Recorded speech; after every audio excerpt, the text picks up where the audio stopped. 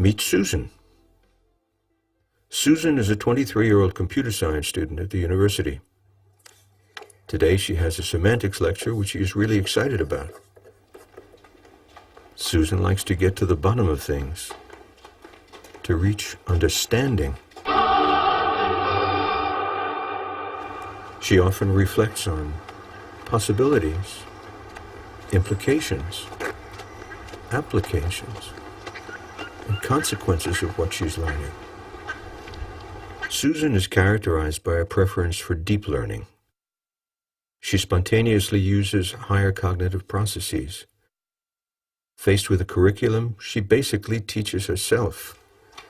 In fact, we almost cannot prevent her from learning. But she is not our concern today. Robert, on the other hand, is. Now, where is Robert? Ah, there he is.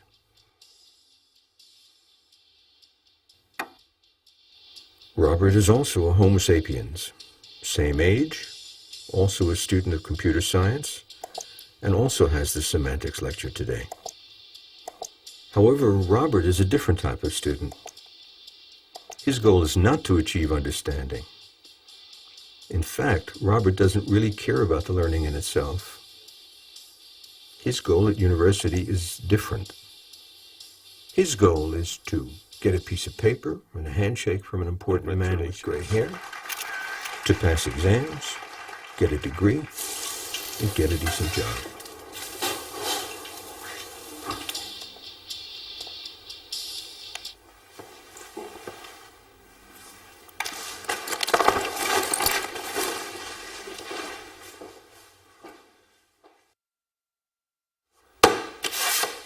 Robert is characterized by a preference for surface learning. He will only use higher cognitive processes if he really has to. He will cut any corner in achieving his goal with minimum effort. So I'm sure that you can all see that the familiar structure of a finite automaton can easily be interpreted as a labeled transition system where the configurations simply will be the states of the automaton. Let's have a look inside the auditorium to see how Susan and Robert are doing. Arrow, the transition relation, will Let's be the look a little closer. of the automaton. This is interesting. A bisimulation between two concurrent systems is a relation on the states, satisfying that for any two related states, if one system can perform an A action, the Now other let's system have a can look at perform an A Robert. action in such a way that the two systems end up When is the states break? belonging to the bisimulation. And we say that two systems are bisimilar if and only if there exists a bisimulation between the two systems. I just give you one example.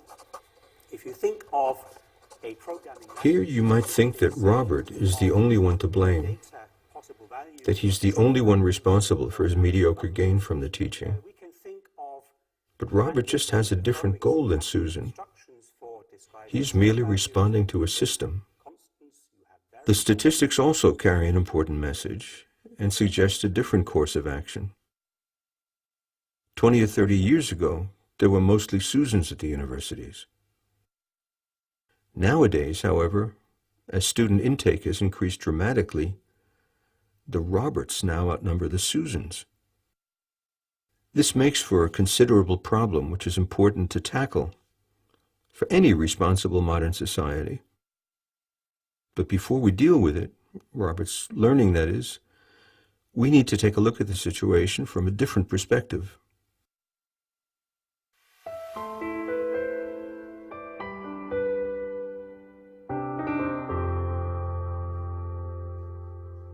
Let's see what the teachers have to say about our two students. Yes, Excuse me, could you tell me about Susan, please? Susan. Yes, Susan is one of our good students. She always does well, not only in my own classes, but I know that she performs well in all classes. She's truly one of our good students.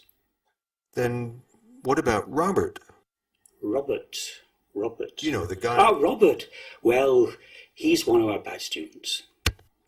Notice how this labeling conveniently defers responsibility. In particular, we cannot do anything about it. It's just the way students are. Either good or bad. This good student, bad student perspective is also known as the blame the students approach to teaching, and is level 1 in John Biggs' 3 levels of thinking about teaching. A level 1 teacher is concerned with what students are.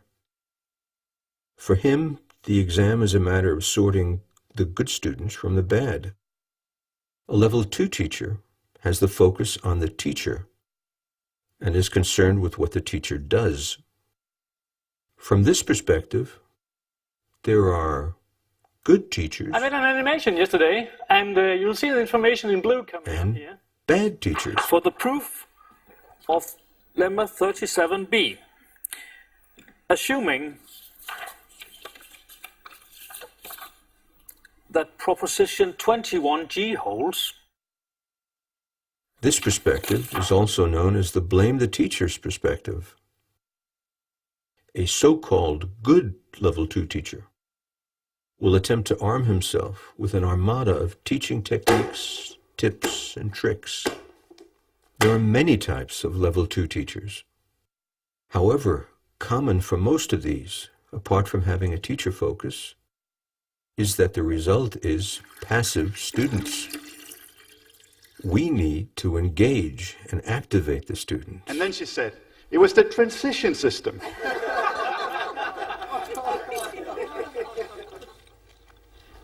Great teacher. Man, that guy was good. Yeah, but I didn't really get the point about the indexes, and I wasn't too sure about the rest either, but yeah, great teacher. As clearly demonstrated by our entertainer teacher, activation itself is not enough. A teacher at the most advanced level, level 3, is particularly concerned with what a student does before, during, and after teaching. That is, he is particularly concerned with the product or the learning outcome of the teaching. But before we can go there, we need to understand understanding.